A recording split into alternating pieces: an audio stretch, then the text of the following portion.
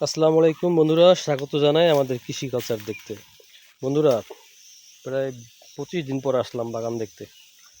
এই 25 দিন আমি ব্যস্ত ছিলাম। এই 25 দিন আমি এত ব্যস্ত ছিলাম যে খামারের কথা আমি প্রায় ভুলেই গেছিলাম। তাছাড়া এখন যেহেতু বর্ষাকাল, গাছে পানি দেওয়া লাগে না, সেজন্য আমার বাগানে আসার তাগিদ ছিল না।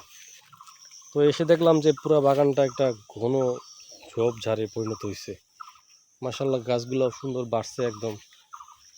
প্রকৃত যে বাগান যেটা বলে সেই বাগান হয়ে উঠছে একদম। মার্শাল্লাহ, আলহামদুলিল্লাহ, আমার একটা বাগান হয়েছে, আমি শুক্রিয়া আদায় করি।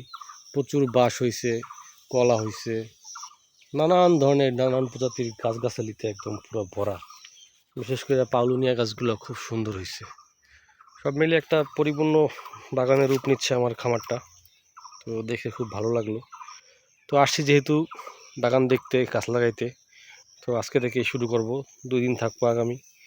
এই 2 দিনের ভিতরেই যা করার করতে হবে।